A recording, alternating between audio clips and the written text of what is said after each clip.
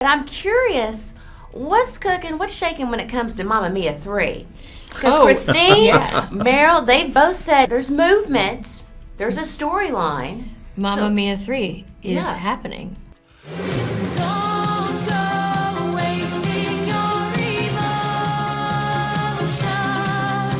It's gonna happen in Greece, hopefully before 2038. Oh, come on, Amanda. Are you in production mentality right now? Are things...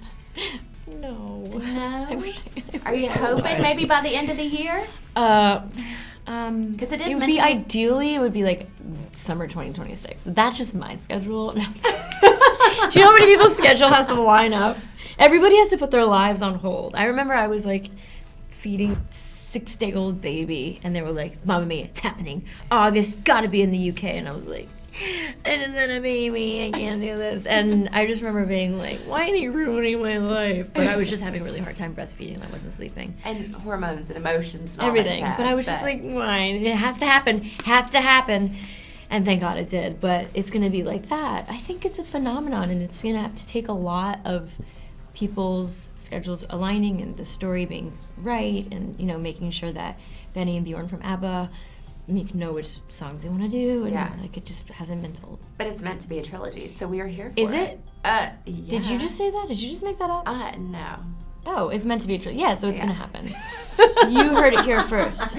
Before 2038, you will be in theaters. This is what starts the rumor mill going, y'all. Just saying. Thank Guys, you so much. just also have to petition to Universal to make it happen sooner. It's in their hands. I mean, but you're a boss lady. Make it happen, man. I'm not. I'm really not. I mean, not in my whatever. life. Not in my life. I grew up here. Went to elementary school down the street. And so did a lot of the girls working the avenue today. These women are good people. The men, they're a different story. It's our job to protect them. Wow, this series is incredible. Heart, thrilling, suspense, relationships, whodunit. We're getting it all. And the chemistry between you two is dynamic.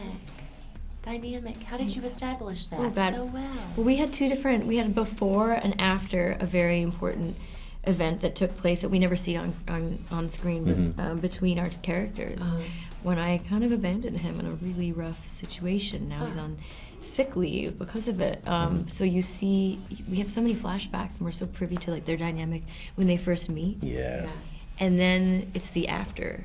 Right. That when the show starts in present day. So it was It was a real anchor for us to be able to know who they were, Right. and then understand where they were going. And he said the first day to me when he came, he was like, because I had worked the first week, it was just Dash and me in present day, and we started working together. You're like, I got you, I'm here for you. And it's just like the same with Mickey, like Truman's there for Mickey, Right. even though Mickey doesn't really want the help in certain ways, and other ways she does.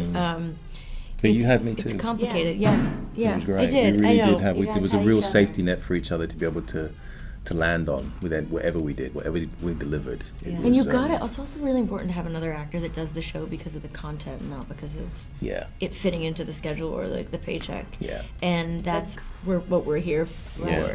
Over the past several days, 3 females have been found dead. I'm worried about you. There's a killer on the loose, Mickey. Looks like someone's going after these girls. Then they have to know to watch their backs. I mean, I feel like this is introducing audiences to a new side of addiction than what Yeah, we've seen and before. a new side of a new perspective on a community that's been so hard hit Yeah. by the opioid epidemic. And like, Yeah.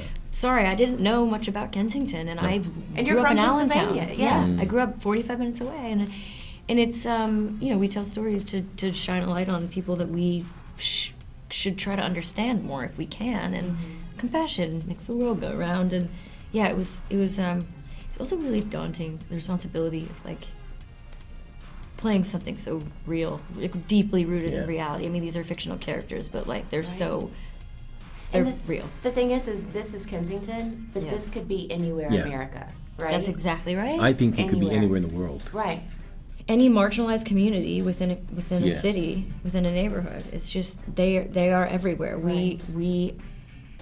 And to strip it back from what the media portrays with communities like that, to understand that there is a real community of people that care about each other, that love each other, that want the best for each other, regardless of how it's falling apart in the eyes of the media, was really, really important to tell. Yeah, it's a well-working organism, the Kensington community. There are harm reduction programs. St. Francis Inn, who we work with very closely, with who do 3 meals a day right on the street. It's important to so that we know that it's a resilient community, and also the relationship between the cops and the community. That's tense as.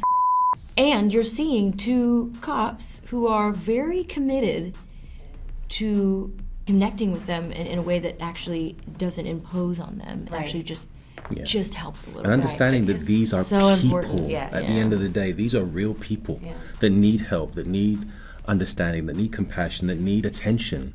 Yes, they are sex workers, and yes, they are people with opioid addictions, but they are people, and we have to not shun them and put them to one side and ignore them and just write them off. We have to really understand that they are it could be any of us. It could be any of us. Truly. One event in our lives creates a domino effect that leads us to those situations. And sadly, so many of us. And we know have those to be there people. for each And other. we know, we know that we're not, show me a person who doesn't know somebody. Yeah.